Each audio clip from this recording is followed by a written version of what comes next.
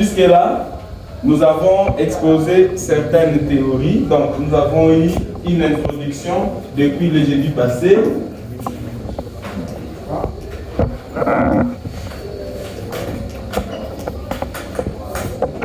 Et dans laquelle introduction, nous avons présenté le contexte. Vous aide à créer des sites web. Au moins, aux programmations web 1, nous voulons comprendre comment on crée des sites web. Et on s'est dit que actuellement, tout le monde est amené à effectuer des recherches sur Internet. Et j'ai commencé par vous poser la question de savoir, imaginez avant l'Internet dans notre région, comment les gens faisaient pour faire des recherches. Et quand nous faisons des recherches, nous atterrissons donc nous aboutissons à des pages web. C'est-à-dire dans les moteurs de recherche, nous tapons des mots-clés qui correspondent à notre recherche. Et ces mots-clés, généralement, nous amènent vers des sites web, des pages web qui contiennent le contenu correspondant à notre recherche. Maintenant, il se peut que, par curiosité, chacun se pose la question, surtout nous professionnels en informatique, la question de savoir c'est quoi un site web? C'est quoi un site web? Ça, c'est la première question. La deuxième, créer un site web. Et nous avons dit que, au fur et à mesure que nous évoluons avec les cours, nous serons en train de répondre à ces différentes questions, à ces deux questions principales. Alors, nous avons présenté le premier chapitre qui traite du vocabulaire.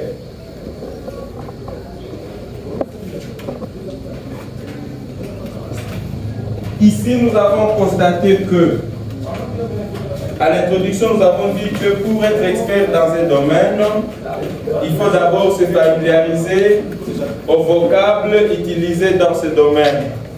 Et j'ai commencé par dire que un médecin, c'est dit médecin parce qu'il maîtrise d'abord le corps humain. Et au début, parmi les premiers cours que le médecin étudie, il y a le cours d'anatomie, où on essaie de maîtriser toutes les parties du corps. Et quand un médecin parle, celui qui n'est pas du domaine se perd. Il en est de même en informatique. Lorsque vous voulez apprendre quelque chose, la première chose à faire, c'est se familiariser au vocable de ce domaine. Vous ne pouvez pas, par exemple, dire que vous êtes expert à réseau sans connaître le vocabulaire utilisé en réseau. Vous savez, par exemple, il y a ce qu'on appelle le multimédia. C'est qu'on dit le traitement du texte, des gens qui traitent le son et les images, Photoshop, tout ça. Les gens le font, ils le font artistiquement, mais il y a toute une science. Il y a par exemple ici l'option multimédia. Il y a ceux qui font l'université pour seulement le multimédia. Et il y a des normes qu'on étudie là-bas. Il y a aussi du vocabulaire qu'on utilise en multimédia. Ici, pour le web, c'est la même chose. Et normalement, le vocabulaire que nous avons présenté contient juste quelques concepts qu'il est possible d'enrichir. Parce que quand vous allez faire des recherches, il y a un dictionnaire du web. Vous allez voir des concepts comme surfer et autres. Ce sont des concepts normalement que nous, informaticiens, on devait utiliser couramment, mais on ne le veut pas.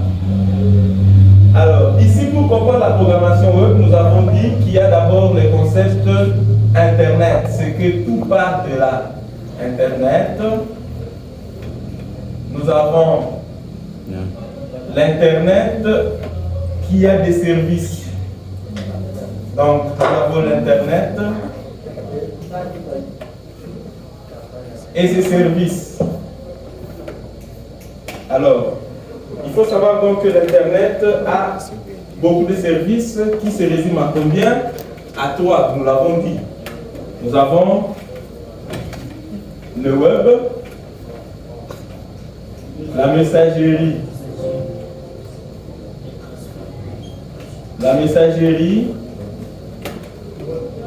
électronique et le FTP, transfert des fichiers par FTP. FTP qui est un protocole, veut dire File Transfer Protocol. Et de ces trois services, nous nous intéressons au web. Nous avons dit un mot pour chaque service. Parlant de la messagerie électronique, c'est comme Gmail, hein, n'est-ce pas? Il y a des plateformes qui nous permettent de créer des adresses mail. Il y a Yahoo, il y a Gmail, il y a beaucoup. Et la messagerie électronique fait partie des services de l'Internet. Nous avons le web qui est aussi un service de l'Internet. Nous avons aussi des transferts de fichiers par FTP. Alors, comme dans ce que nous nous intéressons au web, le web a donné aussi naissance à d'autres concepts. Nous avons le web, nous avons le site web, nous avons ensuite la page web. Alors, qu'avons-nous dit du web? Quelqu'un peut nous rappeler, oui? On avait dit que le web, c'est les www. Ouais. C'est tout. On avait dit que c'est le code NIC. En fait, quand on est un scientifique à l'université, on ne doit pas donner des définitions terre à terre. Il faut parler de quelque chose correctement. Vous entrez dans le fond de la chose. Tu ne peux pas dire le web, c'est le www, non. Même un enfant de l'école primaire peut dire ça. Il faut argumenter. Parce que si on t'interroge, on dit, oh, c'est le www, non. Il faut parler. Tu veux dire World Wide Web. Ouais. Là, tu n'as rien fait. Là, tu ne fais que désigler. Tu vois un peu. Là, tu ne fais que désigler. Voilà, tout ça, tout le monde fait faire. J'ai bien dit, ça, c'est la toile d'araignée mondiale. Tout ça. Et puis, nous avons dit que c'est un grand système d'information réparti sur Internet. Et nous avons dit que c'est l'ensemble des sites web du monde entier. C'est ce que nous avons dit. Mais tu ne peux pas dire web égale www, non. Là, si c'était une interrogation, il y a échoué. 3W, et c'est la toile d'araignée mondiale. C'est un grand système d'information réparti sur Internet. C'est l'ensemble des sites web du monde entier. C'est tout. Nous avons parlé des sites web. Les sites web égale ensemble de pages web. Ensemble de pages web.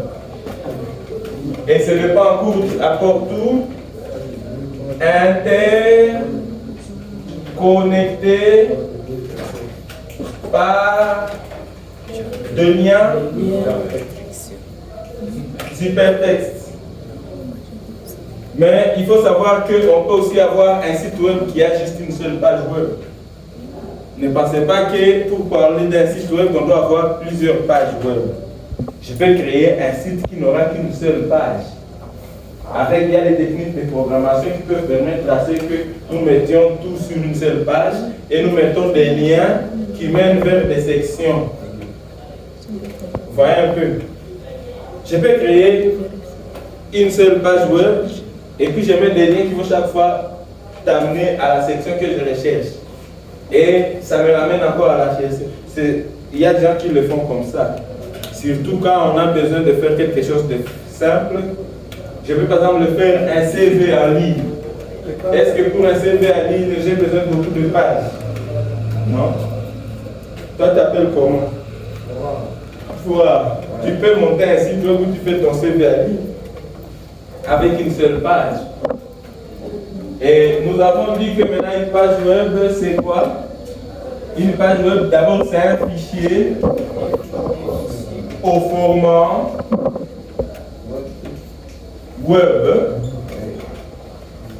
Et il y votre format web, il y a .jl, il y a .html, .p.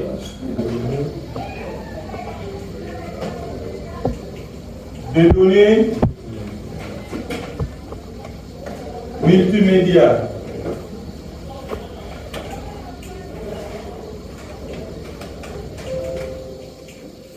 Quand nous parlons de multimédia, on voit le texte, on voit le son et les images. Après, nous avons fait la classification des sites web.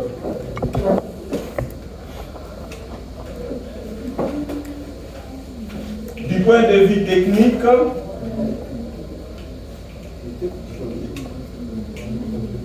et du point de vue fonctionnalité. Voilà, techniquement, il y a combien de sites web? Deux. Ouais.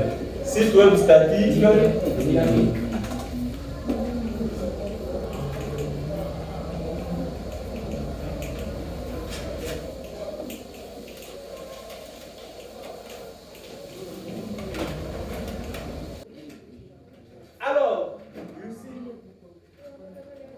Nous sommes en train de dire, du point de vue technique, il y a deux types de sites web.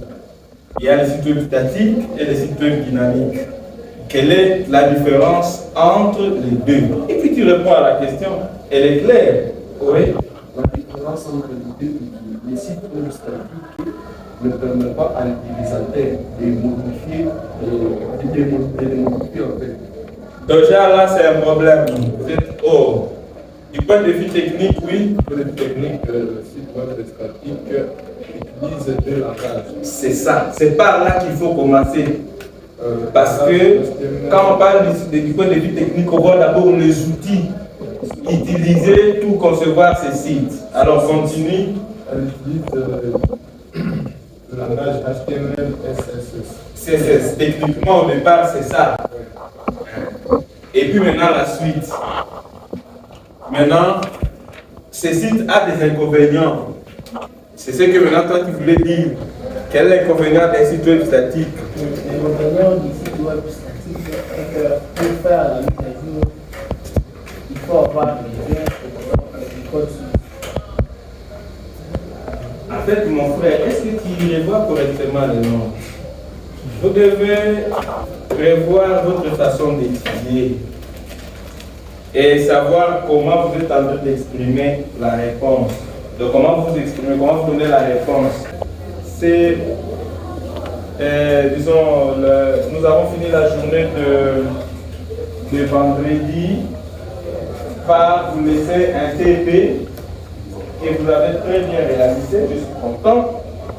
C'est une façon de vous dire que tout ce que j'apprends, il n'y a rien de nouveau, c'est sur Internet, il se peut mettre des recherches et il peut mettre en avance même que nous tous ici, si tu as l'occasion de préparer à la maison. Tout ça, ce sont des sites web qui existent.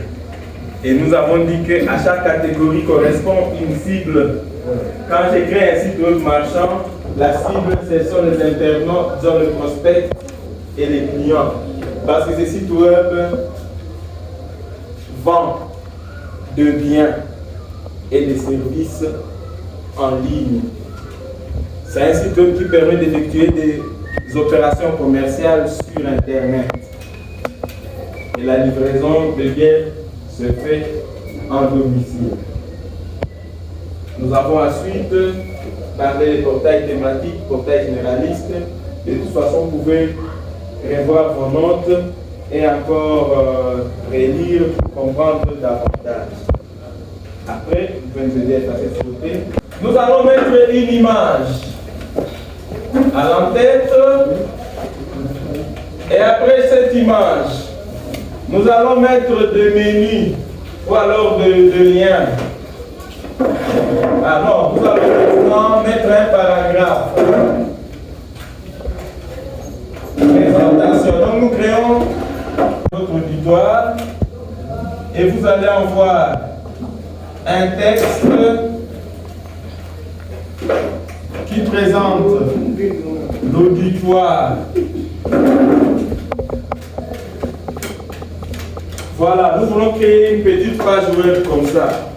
C'est-à-dire, avant d'allumer la machine, il faut d'abord avoir une idée sur ce que vous voulez créer et puis savoir comment vous allez procéder. Alors, je vais donc commencer. Moi, je vais vous écrire rapidement le code. Cette page que j'ai là-bas, on va commencer par répondre la structure minimale. Donc type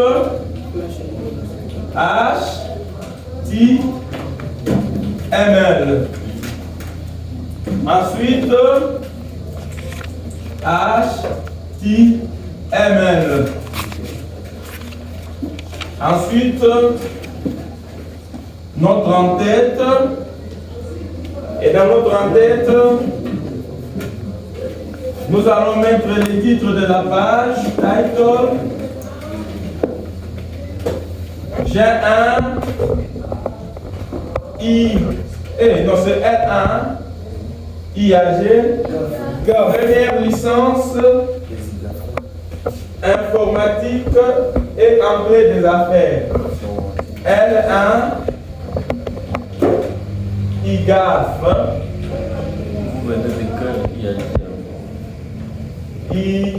C'est IGAF.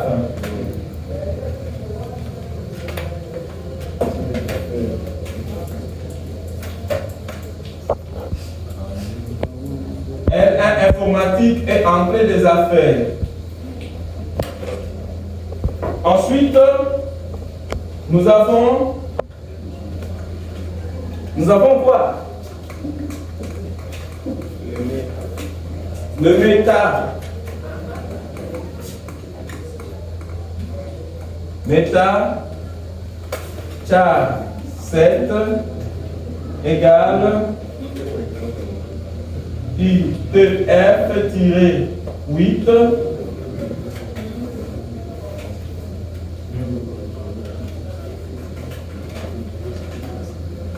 nous ferons la balise head. Nous commençons le body. Alors, je vais corriger ce que je vous ai donné comme TP en vous montrant comment on devait insérer l'image. Ça va? Pour insérer une image, on va d'abord mettre, ça veut dire là, c'est là que je vous ai dit que nous avons besoin du logiciel Photoshop. Pourquoi? Parce que vous allez créer ce qu'on appelle une bannière. Est-ce que vous voyez? Si vous ouvrez mon site web, Web Technology, il y a une bannière. Une bannière, c'est comment? Par exemple, vous voyez, pour le gilet de Monseigneur Sipoul, on peut créer une bannière qu'on affiche là haut. Ouais. On dit 25 joyeux anniversaire, Monseigneur, tout ça. Et pour les sites web, normalement, on commence par créer une bannière pour ne pas avoir à traiter beaucoup de choses. Et quand vous créez une bannière, vous commencez par mettre quoi? Vous commencez par mettre un logo, un texte. Et puis, vous allez seulement chaque fois insérer cette bannière dans la page. Est-ce que nous nous attendons? Et c'est là que Photoshop va intervenir parce que chacun aura besoin de traiter sa bannière. Alors ici, comme nous n'avons pas de bannière, jusque-là, nous allons insérer l'image. C'est avec quelle balise? I, M, J. Ensuite, cette balise prend l'attribut source, n'est-ce pas? Égal. Dans cet attribut, vous allez mettre la source de l'image. Et là, il faut spécifier ce qu'on appelle le schéma d'accès. Cette image se retrouve dans un dossier que vous avez créé dans le site. Vous allez mettre ici IMG, le nom de l'image. D'abord, le nom du dossier. Notre dossier s'appelait comment? Image. Si Si vous écrivez mal le nom de ce dossier, il ne va pas retrouver l'image. Et puis pour ouvrir ce dossier, on a besoin d'un slash. Notre image va s'appeler par exemple bannière. Par exemple, on l'a appelé ban. Nom de l'image, suivi de quoi? De l'extension. Et une image peut être annexation JPJ, annexation GIF, annexation PNG.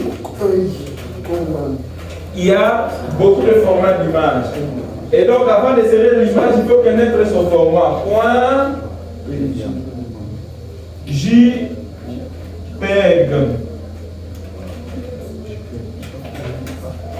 Là, on a fini à insérer l'image. Maintenant, le problème qui se pose, c'est quoi? C'est que cette image va venir avec n'importe quelle dimension. Parce que nous n'avons pas spécifié de dimension. C'est pourquoi à cette balise, normalement, la gestion des dimensions, on va le faire avec le CSS. À cette balise, nous allons ajouter quoi? On va ajouter d'autres attributs qui nous permettront de dimensionner l'image. Et ces deux attributs, pour l'image a une hauteur et elle a une largeur. La hauteur, c'est ça? Il y a entre T et T. À ce niveau. Hein? Alors, nous allons prendre la hauteur de l'image. Vous prenez 200. D'ailleurs, 200 c'est peu. Nous prenons 300. Normalement, ça s'exprime en pixels. Hein? Non, là, vous allez seulement mettre 300. Oui, oui. Non. Quand on est au niveau des HTML, on ne met pas PX.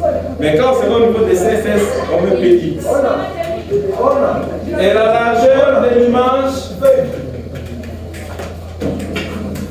c'est le width.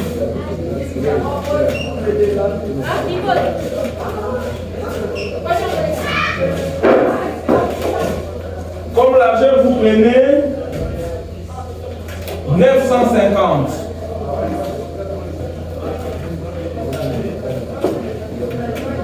Et puis nous fermons la balise là-bas. Alors, nous allons maintenant présenter, n'est-ce pas? Faire un paragraphe de présentation de l'auditoire. On va donc mettre une balise P, n'est-ce pas? N'est-ce pas? Dans cette balise P, on aura besoin d'un titre. Et ici, c'est cette balise H1, votre attention. La balise H1 peut aller jusqu'à H6. Est-ce qu'on s'attend? Oui. H1, c'est le premier niveau de titre. Ouais. H2, c'est un sous-titre. H3, c'est aussi un sous-titre. Ça va jusqu'à 6. C'est comme dans la table de matière. En Word, quand vous gérez la table de matière, il y a le titre de niveau 1, titre de niveau 2. Ok, n'est-ce pas? 3, ça dépend. Et quand vous allez générer la table de matière, ça partira, ça tiendra à compte de tout ça. Alors, nous allons maintenant mettre ici présentation.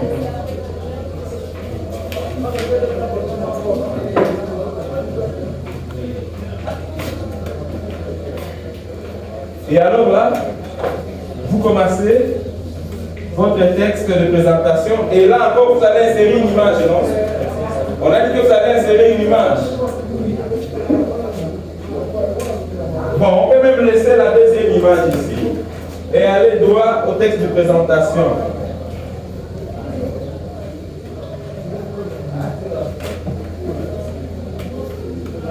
Voilà. Réalisez rapidement cette page.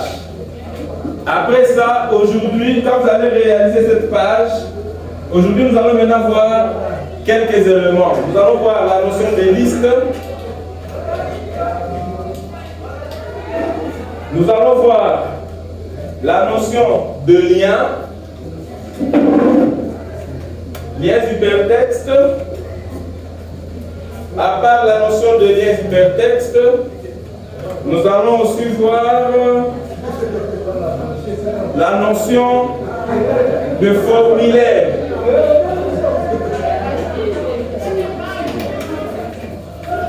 Donc, il y a les listes, les liens, il y a le tableau, il y a le formulaire.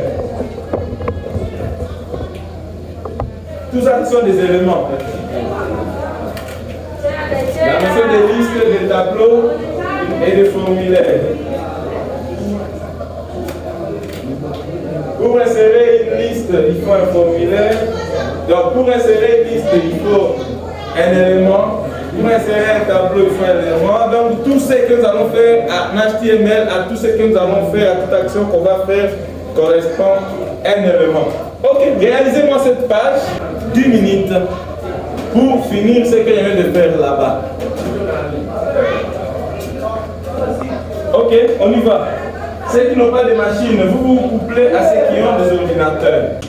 Ok, alors nous disons.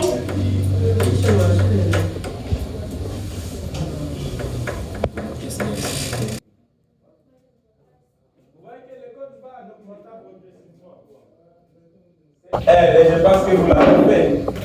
Qu'est-ce que tu as HTML?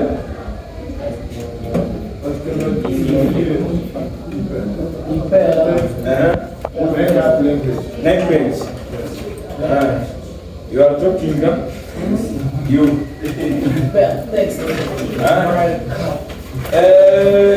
C'est un langage qui nous permet, son rôle, c'est de structurer le page web.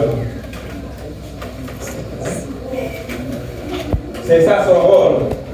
Le rôle du HTML, c'est de structurer le page web. Et lorsque nous étudions le HTML, nous avons dit qu'il y a 3 notions essentielles à connaître.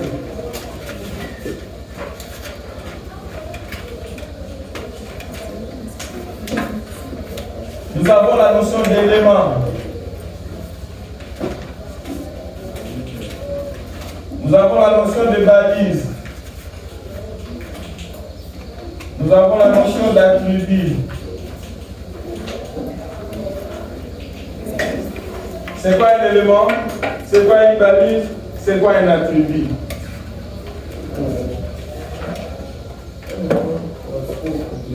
Au contenu? Ouais. Ou à l'action que nous voulons faire, au contenu, à insérer.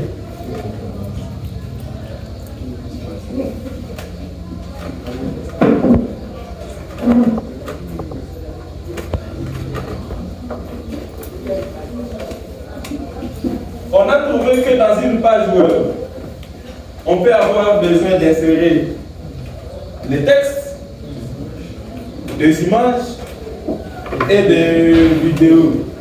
Et à chaque action, on a besoin d'un élément. Or, le texte est constitué de quoi? De paragraphes.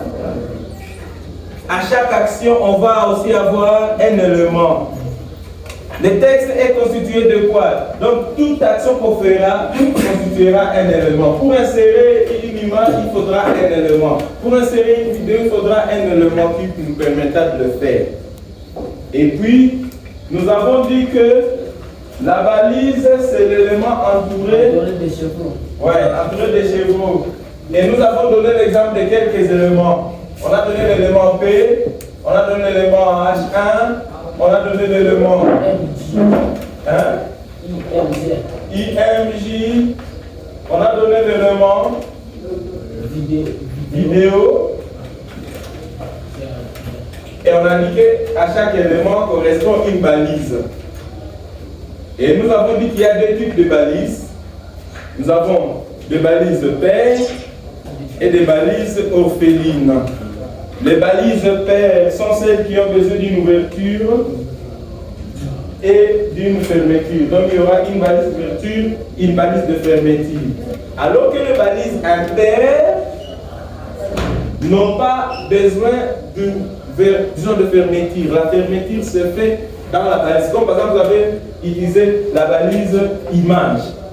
On n'a pas besoin de l'ouvrir. On n'a pas besoin de la fermer. Et si vous la fermez, vous allez juste mettre un slash à la fin de la balise.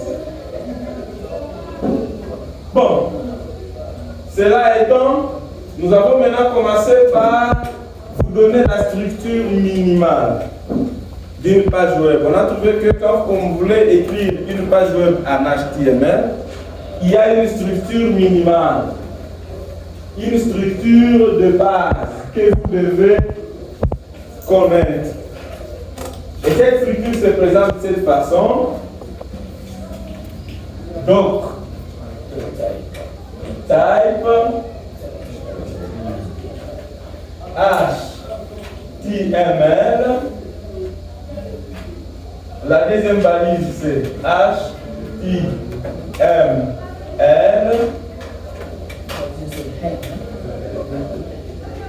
Head. Dans le head, nous avons besoin de mettre un titre, le titre de la page.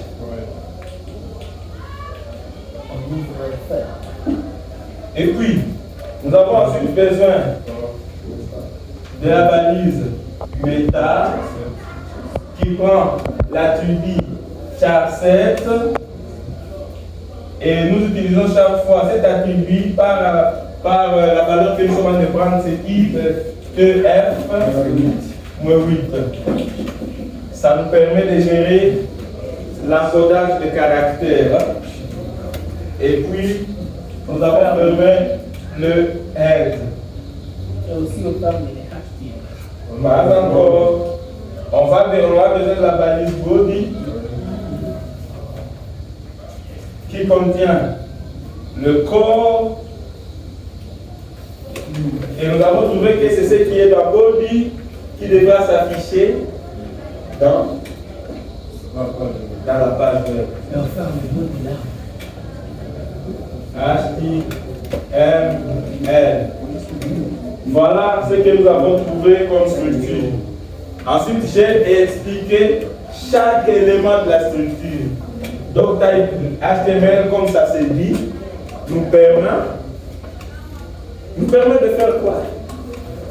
Nous permet de spécifier que nous voulons écrire un document de type HTML, de sorte qu'on soit à mesure d'identifier les ouvertures ainsi que les fermetures.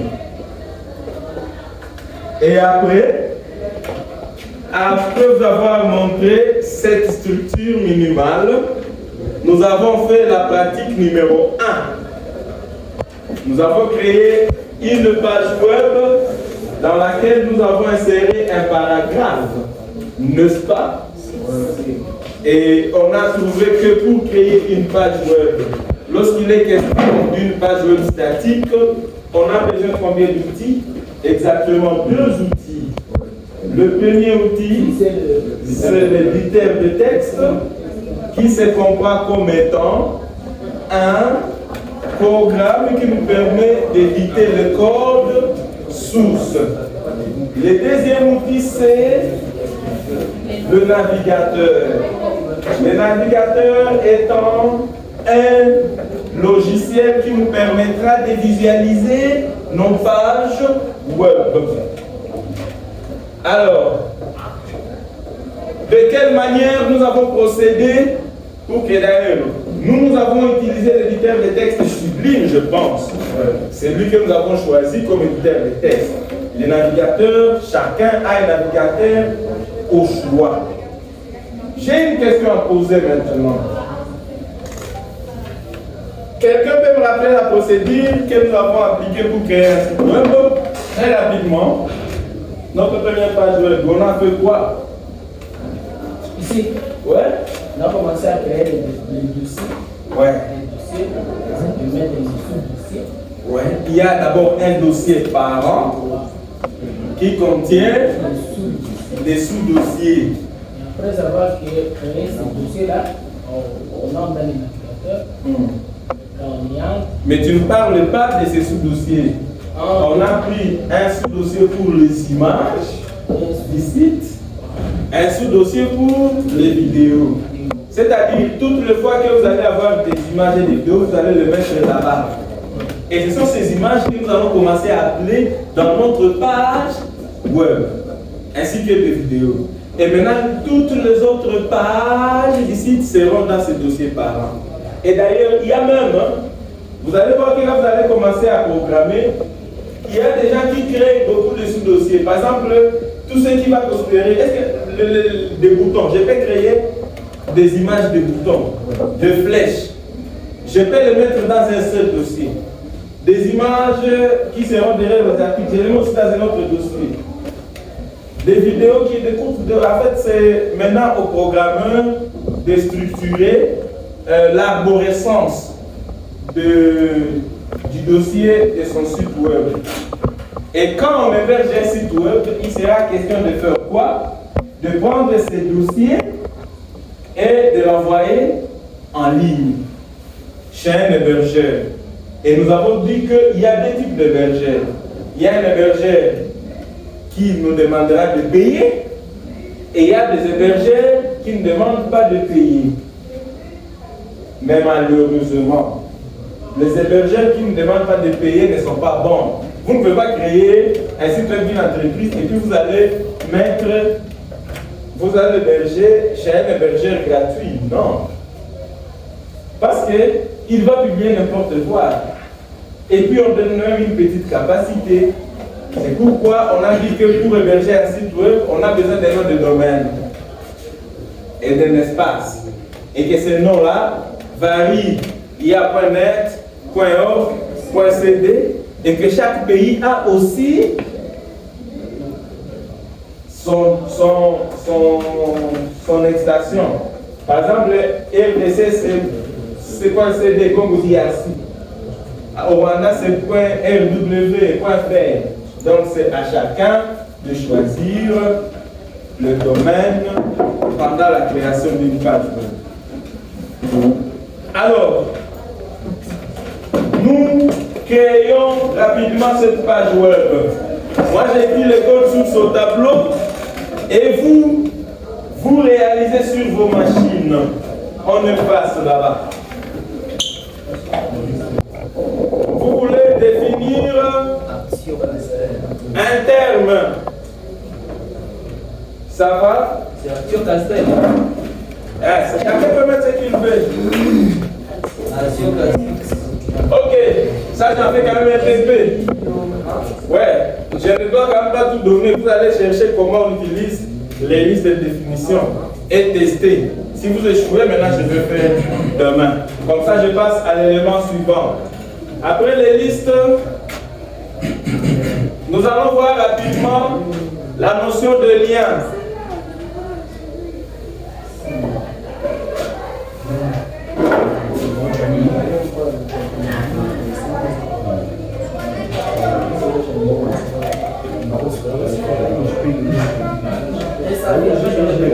Ouais.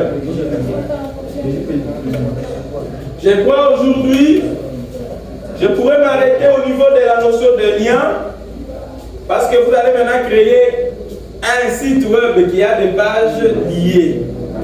Et puis demain, nous allons prendre la notion de formulaire et de tableaux. Et puis, après cela, on va commencer maintenant à faire le CSS, qui est le chapitre 2. Et c'est là qu'on va beaucoup traîner.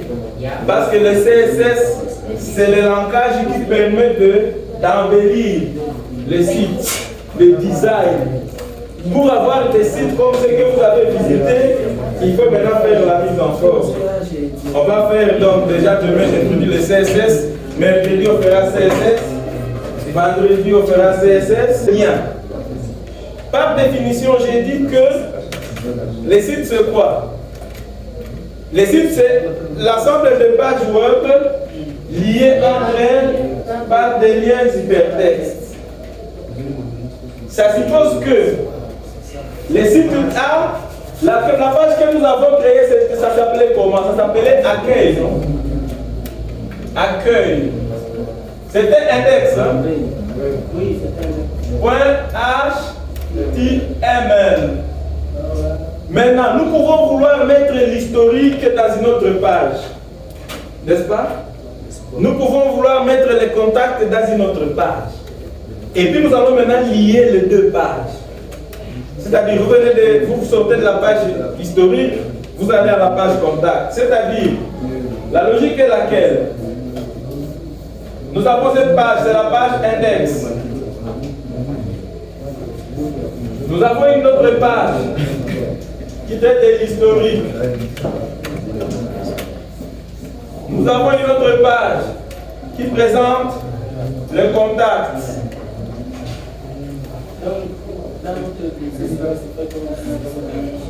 Oui, ce sera des fichiers.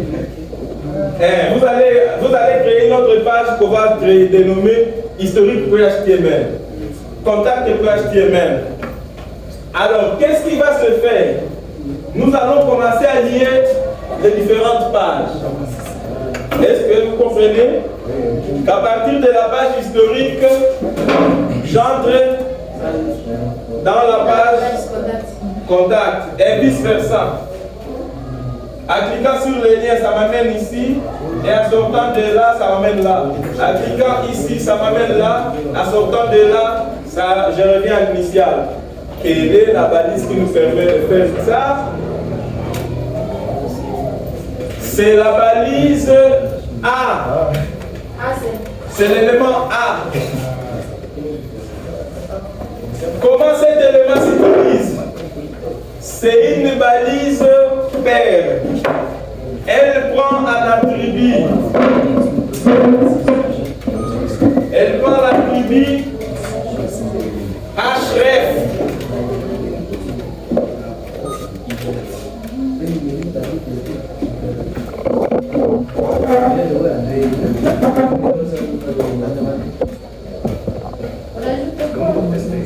Suivez d'abord.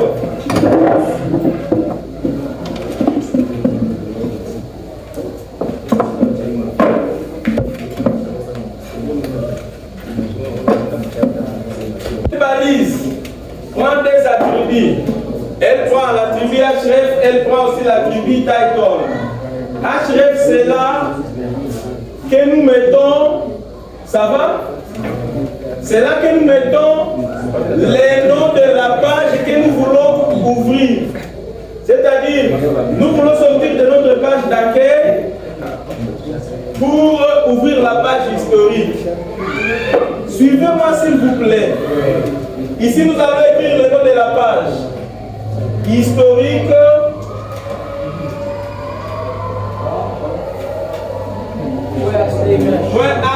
HTML. Le nom de la page doit se retrouver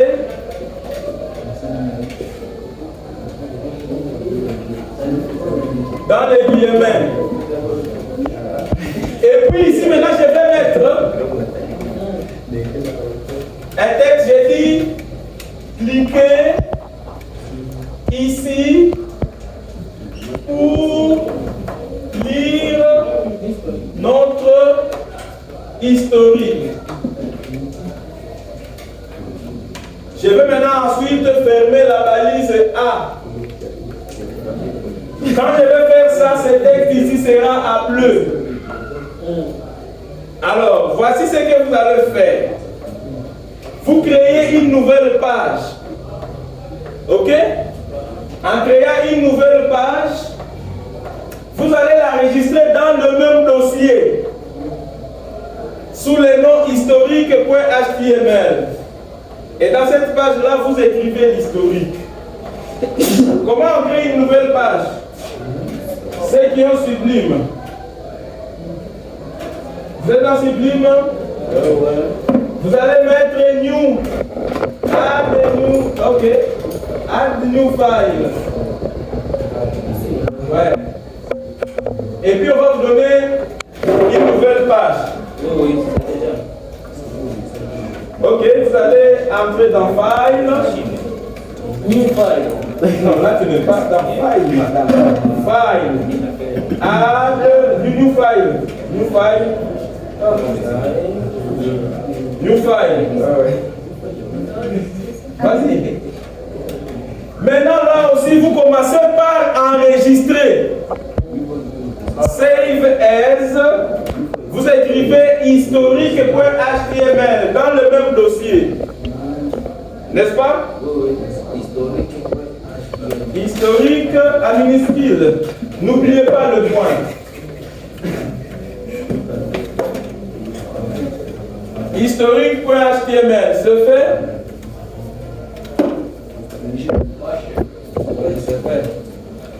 Se fait.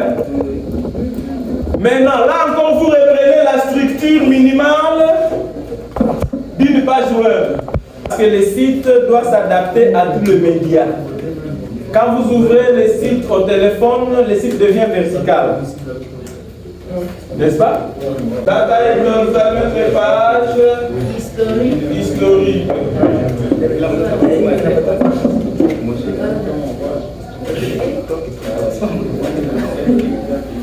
Et puis je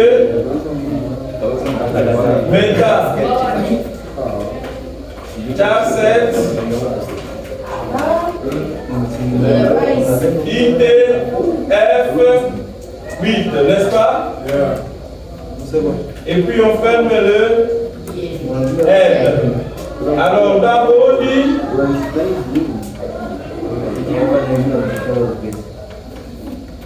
ici dans votre il y aura une page. Ça sera quelle page? 1.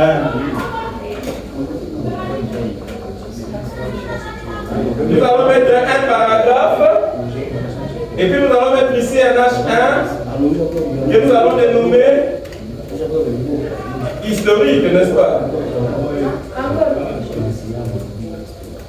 Là c'est maintenant l'historique, non? Alors là vous commencez maintenant à écrire l'histoire. L'histoire, ça va être 1, 2, 3 paragraphes. Vous fermez le P. Et puis nous allons fermer ici le body. Voilà.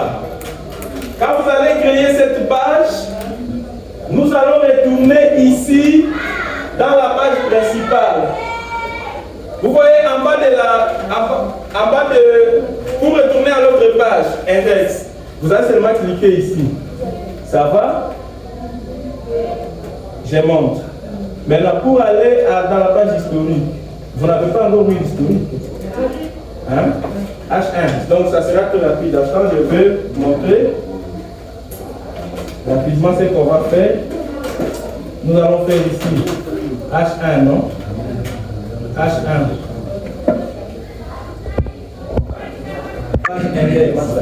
C'est ça. La référence de la page que nous voulons atteindre. Alors, si vous cliquez ici, paf, ok. Si vous cliquez sur la page, si vous cliquez sur le lien, s'il vous plaît, si vous cliquez sur le lien, ici vous allez mettre le nom de la page à atteindre. C'est quelle page? Historique.html. Et puis vous écrivez ici, cliquez ici pour OK. Quand vous allez exécuter au niveau du navigateur, cette phrase aura changé de couleur. Ça va prendre la couleur bleue. Et en cliquant ici, ça va vous mener dans la page historique. Et puis de la page historique, ça va vous ramener encore. Vous pouvez encore mettre sur la page historique un lien qui vous ramène à la page d'accueil. Alors voici le TP d'aujourd'hui. Parce qu'on a fini la séance d'aujourd'hui. Vous créez un site d'une école.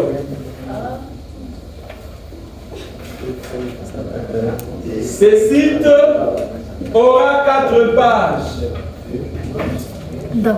4 pages. Yes.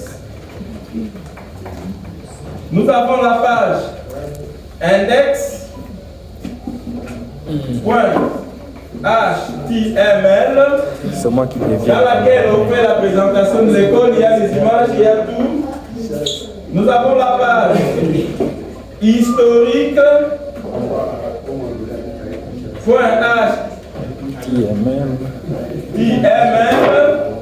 dans laquelle on va avoir l'historique de l'école.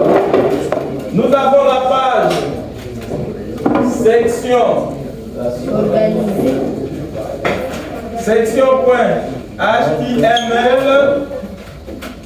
dans laquelle vous allez mettre toutes les sections de l'école et puis vous allez parler de chaque section et à la fin vous allez mettre contact.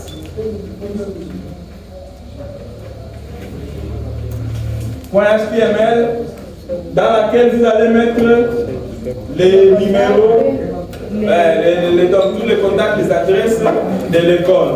Alors voici les TP. Les 4 pages seront liées. Qu'à partir de la page d'accueil, j'ouvre les autres pages. Et qu'à partir de la page d'accueil, qu'à partir des autres pages, je retourne à la page d'accueil. Est-ce qu'on s'attend? Ouais. Sinon, nous avons fini pour aujourd'hui. C'est personnel. Oui, chacun va réaliser, oui.